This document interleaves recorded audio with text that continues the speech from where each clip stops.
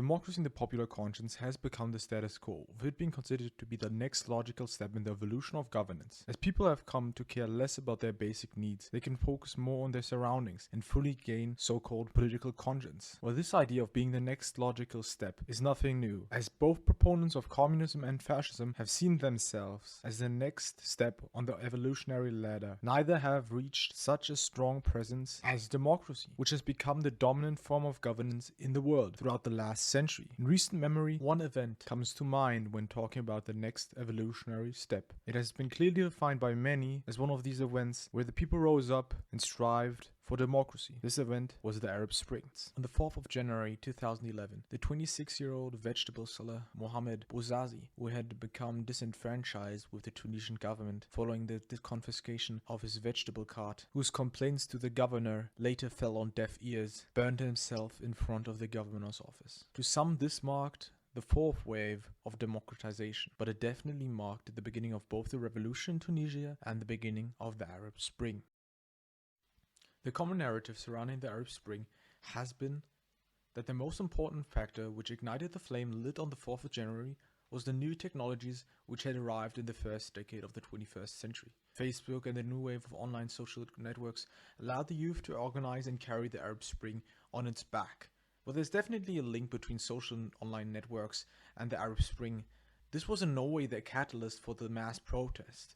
For one, there is no clean link between the, as quoted, levels of internet penetration and other IT indicators, such as the spread of social media networks, and on the other, proclivity for and intensity of social protests, exemplified by the fact that both countries with high internet usage, such as Bahrain, and countries with minuscule internet usage, like Yemen and Libya, experienced mass protests in the beginning stages of the Arab Spring. Of course, the situation later evolved way worse in Libya and Yemen than it did in Bahrain, but in the initial phases there was not that big of a difference. Further, Iran, of whose population is one of the most internet savvy, didn't experience any large-scale protests at all as compared to other countries in that region. While it might have not been the catalyst for the revolution, it still played an important role in the revolutions, as the new networks allowed the information to spread faster. First seen through the April 6th youth movement, which called for protests against the government, and later through the rapid spread of information and images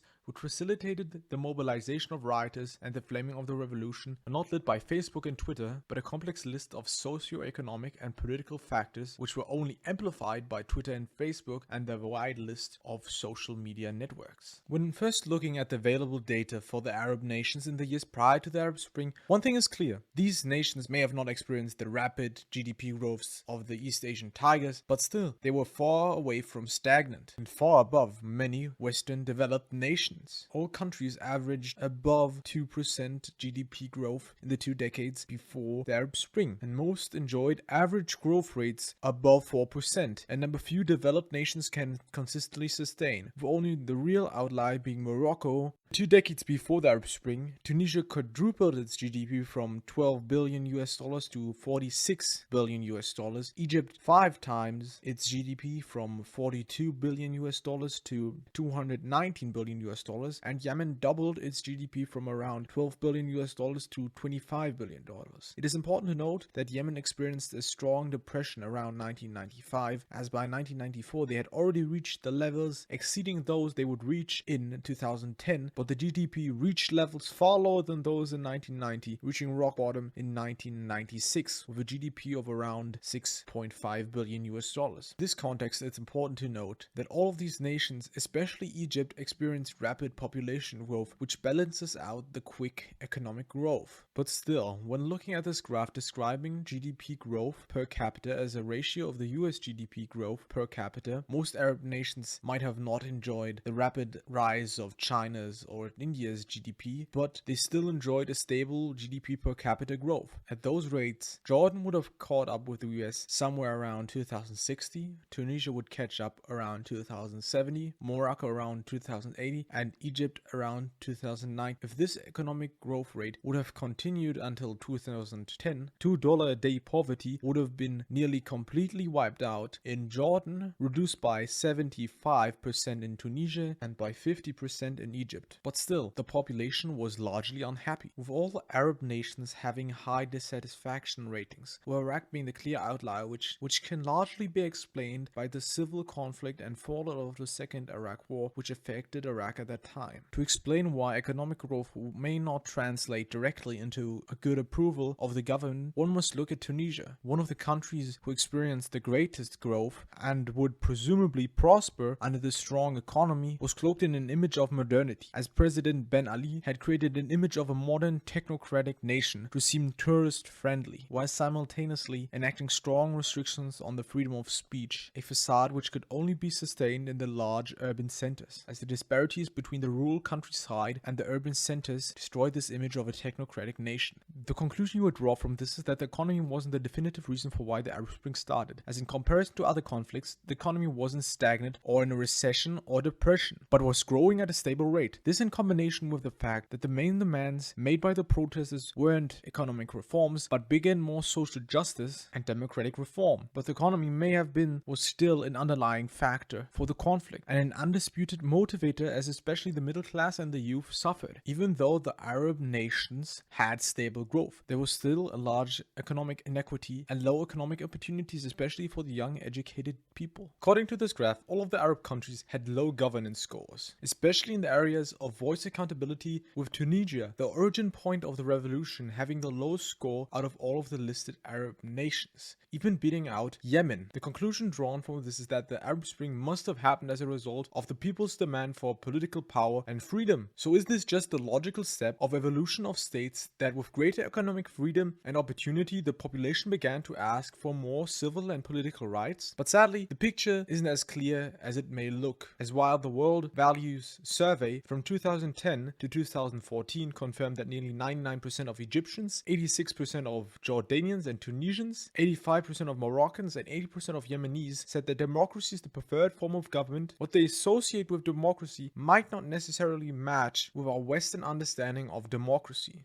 As another World Values Survey, which asked what the essential characteristics of democracy were for the surveyed, confirmed while yes, the biggest association with democracy are free elections, both the characteristics of taxing rich to subsidize the poor and government providing unemployed benefits, both two definitively economic areas, all beat out the other options the surveyed could choose, like characteristics that we in the West would more associate with democracy, like protection of civil liberties or equal rights for women. While this doesn't completely rule out the idea that it was just a call for democracy, it shows that the economy might have been just as big of a driver as the call for democracy. But this consolation is in no way something irregular, as when we look at other famous revolutions similar to the Arab Spring, like the American and French revolutions, you'll also see that the initial revolt always comes as a result of economic problems, which then lead into political change. Another survey that weakens the argument that the Arab Spring was completely a result of political factors was an Arab Barometer survey from 2012 to 2014, where they asked Tunisians for the reason why they were revolted against President Ben Ali. The biggest reason given by Tunisians was the weak economy, as about 60% declared that the reason was a weak economy. Close behind that were at around 17% corruption and at around 15% lack of political freedom, followed by want more Islamization and don't know at under 5%. This only reinforced the idea that Arabs wanted democracy, but primarily because they believed this would bring more economic benefits for their countries and themselves. If the answer doesn't purely lie in either economic or political factors, it must be a mix of both. Especially the large disparities between the countryside and the large cities show this, as even though in all Arab countries besides Jordan, the rural population makes up about 30 to 70% of the total population, none contribute more than 20% of the total GDP. Surprisingly, the ratio of GDP to share of rural population is far higher than the EU standard, where around 24% of the population lives in rural areas, but agriculture makes up around only 1.6% of the GDP. But even though the rural areas play such an important role for the economy, these areas are also the poorest. Based on World Development Indicators, poverty is mostly a problem in rural areas. In Morocco, rural poverty is about 3 times higher than urban poverty, while in Egypt and Yemen it's twice as high. The middle class is the economic backbone of most nations. As earlier established, the economy did grow in the years preceding the Arab Spring, and so did the middle class. As in most Arab nations, the middle class doubled, if not tripled in size preceding the Arab Spring. But just as the middle class increased in size, also the group below the middle class increased in size. and all countries but Tunisia. Egypt, Jordan, and Morocco, the number of people below the middle class rose from 52.5 million, 3.0 million, and 23.4 million in 1990 to 36 million, 4 million, and 28.5 million in 2010. The number of people below the middle class in Yemen nearly doubled from 11.8 to 23.5 million. But even more than those groups, the group which arguably suffered the most is the youth. When looking at the graph of unemployment, it is notable that while youth unemployment is still relatively higher than in the comparators, not by a big margin, but still relatively higher, it is way higher among especially females, as besides Qatar and Bahrain, all other Arab nations have a youth female unemployment higher than 30%. And as Haves Ghanem puts it in his book The Arab Spring 5 years later, overall youth unemployment does not appear to be particularly high in the Arab region, but there are three important issues relating to the youth job market. First, female unemployment is exceptionally high and female labor force participation is exceptionally low, which makes it difficult for young couples to create middle-class families with two working adults. Second, unemployment seems to rise with education level, which leads to greater dissatisfaction on the part of the unemployed graduates and their families. Third, those who do find jobs are often dissatisfied because they end up finding only precarious and poorly paid employment. As mentioned, educated Arabs are especially affected by unemployment, as seen by this graph. In Jordan, illiterate Jordanians had an unemployment rate of close to 0%, while Jordanians with an education less than secondary have a total unemployment rate of close to 44%.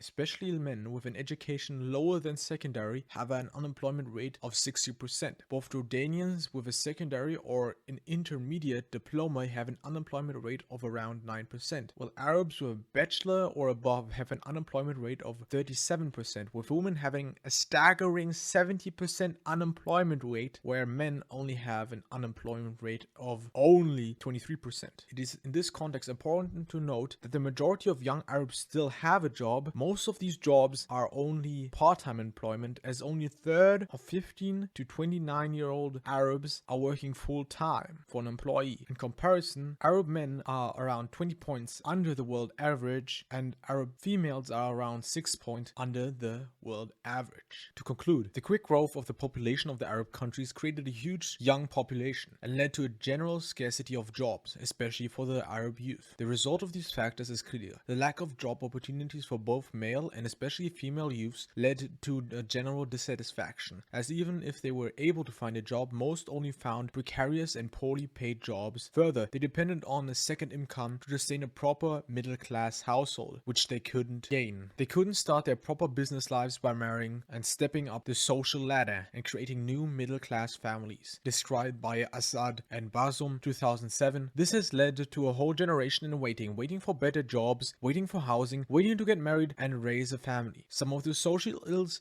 observed in some Arab countries today could probably be explained, at least in part, by this situation. A generation of unemployed, educated young people were left to their own devices, with now a better understanding of the world than their parents ever had. Further, this in combination with the rapid corruption and low accountability of the government led to a breaking point, embodied by the fate of Mohammed Bouazizi, who in his life experienced the same ill fate that many Arabs and Tunisians experienced in that point in time, as he also became disenfranchised with the government, humiliated by the government, who both took his job and robbed his family of their support and later didn't even care for him. He enacted self-immolation. This marked the beginning of the Arab Spring, which was only escalated by both the violent reactions of many of the local governments and the new social technologies, which allowed images and texts and informations to travel way faster than they did 20 years ago.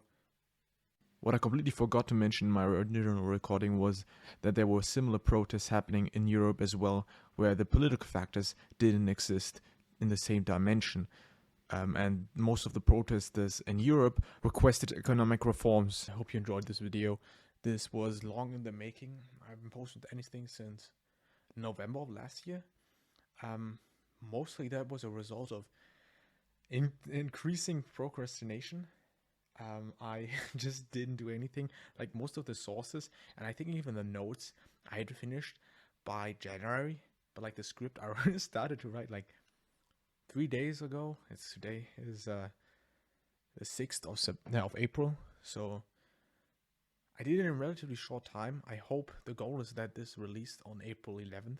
the anniversary of the first video I posted. Like to the 29 guys that follow me, thank you guys. I appreciate it. This year is gonna be a big year, bigger than the last one, smaller than the next. I'm gonna have way more time.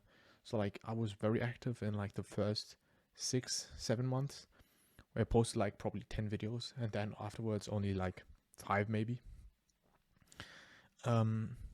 This year's gonna be big. I thank you for everybody. I also have an announcement to make. This will be like the first part of a long series about the Syrian civil war.